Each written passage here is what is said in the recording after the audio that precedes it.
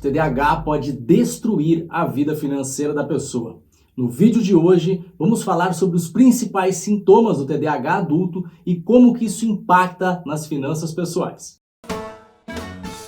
Muito obrigado por clicar nesse vídeo. Eu sou o professor Fábio Chius e eu criei esse canal aqui também para você se compreender melhor. Se você já for da casa, já deixa o like de confiança porque você sabe que o vídeo é bom, senão você nem tinha voltado, né? Se for a sua primeira vez por aqui, assiste o vídeo todo e só se gostar você deixa o like, tá bom? Mas já se inscreve porque tem vídeo direto por aqui para ajudar na sua vida financeira.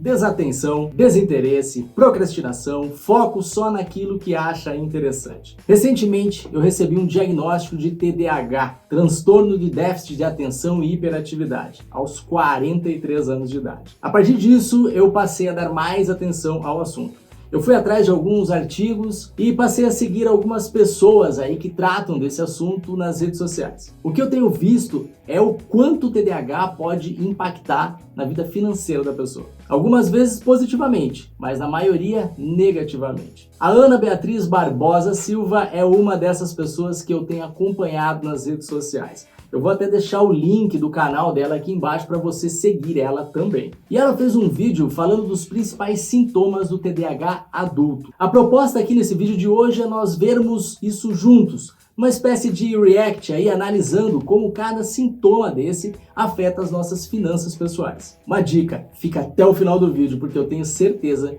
que muita gente vai se surpreender com alguns detalhes que nós vamos ver aqui. E se caso você perceba algum sintoma desses na sua vida financeira, já vai deixando um comentário para nós vermos aí se tem mais gente que tá na mesma, tá bom? E aqui no vídeo dela eu já quero ir direto pro assunto, porque impaciência é um desses sintomas aí, né? Vamos lá. Hoje é muito simples. Os principais sintomas são 15 dos TDAHs em adultos. Vamos lá. Desvia facilmente a atenção.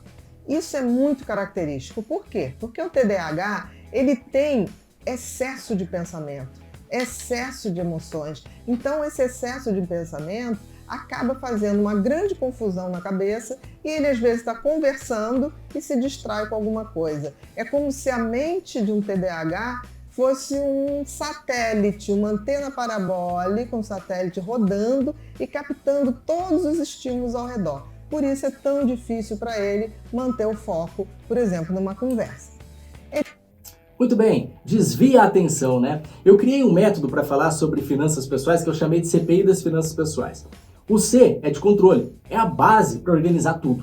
Eu descobri isso em um artigo que eu escrevi lá em 2009 sobre esse assunto. Naquela pesquisa, eu percebi que sem controle, a pessoa ela fica sem respostas, né? E daí ela não consegue gerenciar nada. E daí não faz o P de planejamento, e daí, por consequência, não vai para o I de investimento. Então, a atenção, né? O problema da falta de atenção no TDAH já começa se refletindo aqui. Como é que eu vou controlar tudo isso sem atenção? Vamos dar sequência aqui, vamos lá. É desastrado, desorganizado, derruba objetos, esquece compromissos. Também por excesso de informação. Às vezes o TDAH está fazendo uma coisa, passando de um lado para o outro, mas ele está pensando em outra coisa. Então ele derruba a cadeira, ele derruba o prato, ele derruba o suco, porque ele está sempre fixado em algum pensamento. Importante que a gente entenda que o TDAH ele tem excesso de pensamentos. Então ele esquece chave, ele esquece coisas importantes, porque ele faz tudo no automático. Ele está com o pensamento aqui e está fazendo as coisas ao redor no automático. Então muitas vezes ele acaba esquecendo, se distraindo, derrubando coisas. Apresenta branco. Peraí. Excesso de informação. Vamos destacar isso aqui, né? Isso explica por que tanta gente baixa planilhas que o amigo disse que era boa, mas que para ele às vezes não faz sentido. Baixa um app e não consegue seguir usando, né? Muita informação que não vai ser utilizada de verdade. Lá em 2002 eu iniciei as minhas planilhas que após centenas de atualizações esses anos todos aí, eu descobri que o que me ajudava, e sem saber que eu ainda tinha TDAH, tá? O que me ajudava não eram os gráficos coloridos, mas algumas poucas e boas respostas, informações que eu uso todos os meses para saber se a coisa toda está indo bem ou não. Fora que essa desorganização vai impactar, obviamente, né, no esquecimento de anotar despesas, de pagar contas no dia certo e por aí vai. Apresenta brancos, vamos ouvir. Brancos durante uma conversa. O que é isso? Ele está conversando aqui com você. E aí ele vai entrando uma série de outros pensamentos. Então ele desvia a atenção, aí ele continua conversando com a pessoa, fazendo aquele mas ele já não está ouvindo. Então é muito importante que o TDA tenha a sinceridade de falar, perdão, eu me perdi aqui nos meus pensamentos, dá para você repetir? Ou então você falar, fulano, olha para mim, tô falando com você, hello, mar te chamando, trazer a pessoa de volta. É muito importante que ele tenha essa habilidade enquanto ele não tem esse domínio. Imagine o quanto essa característica aí pode agir contra o portador TDAH numa negociação.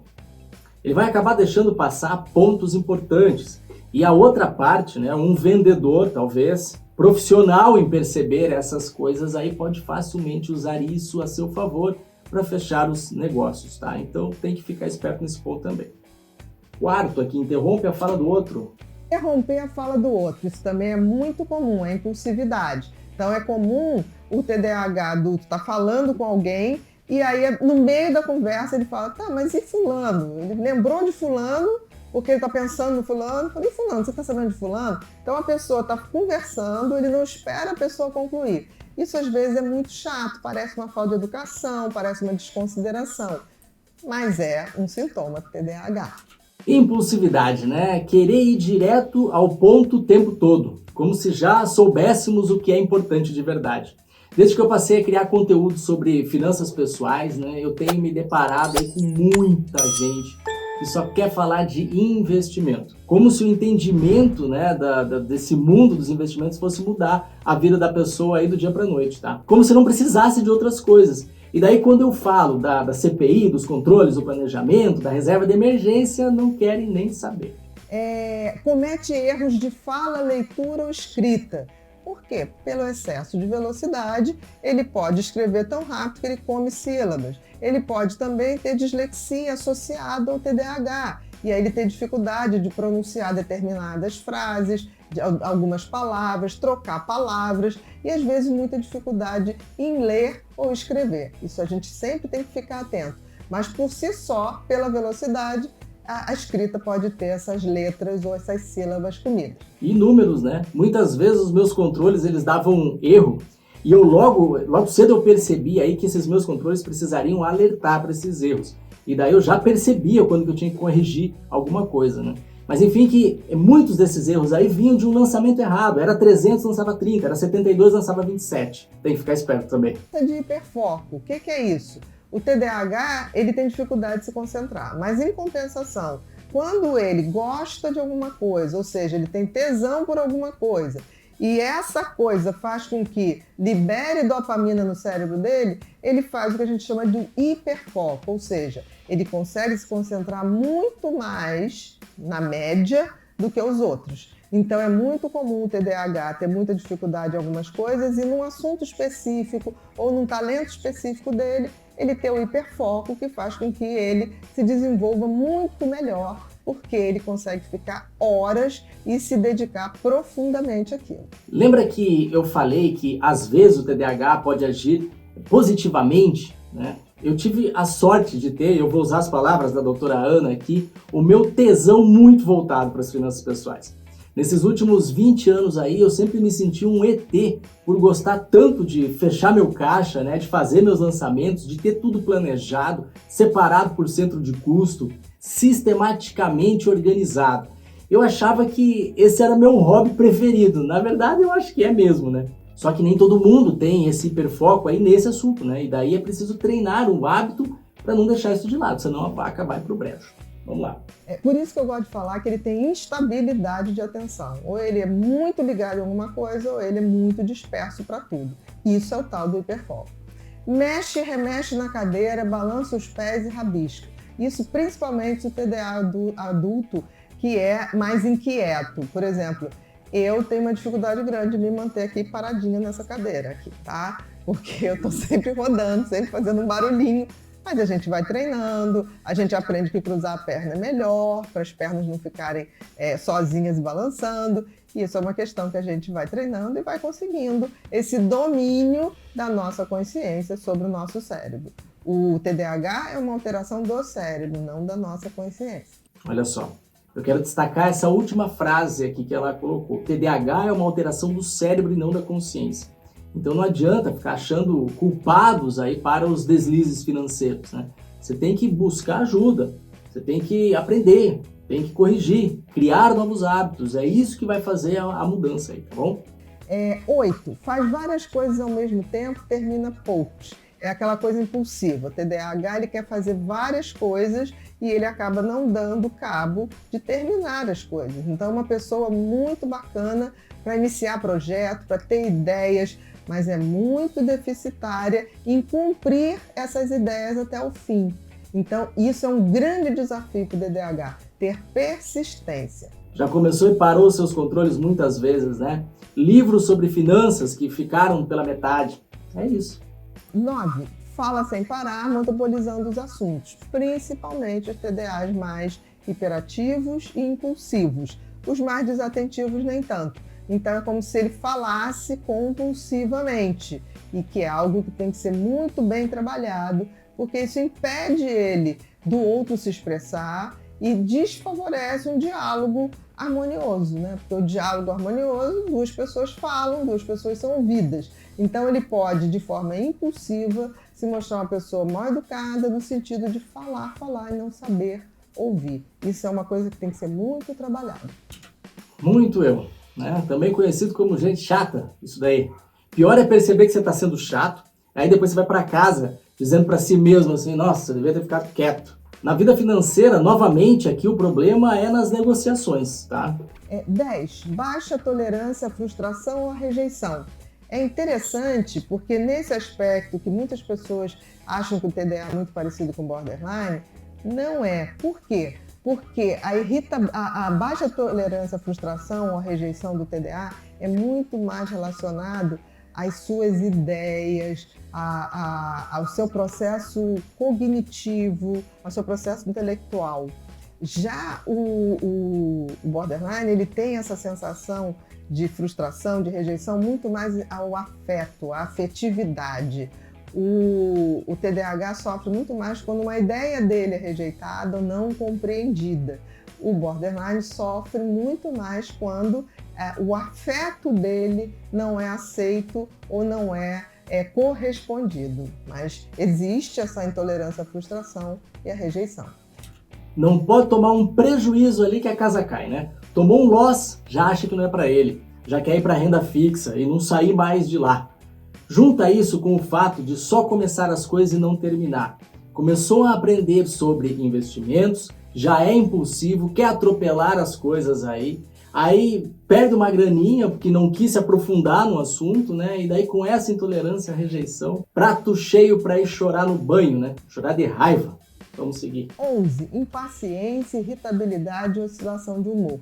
Isso acontece porque um cérebro muito veloz, ele acaba sendo um cérebro que se desgasta mais, tem maiores níveis de ansiedade, de irritabilidade. É como se ele fosse a 200 km por hora e aí ele está com uma pessoa que é uma pessoa que vai a 80, e é normal que ela vá a 80, então ele acha tudo muito lento, é como se aquela pessoa fosse lenta, como se aquela pessoa não estivesse entendendo o que ele estivesse falando.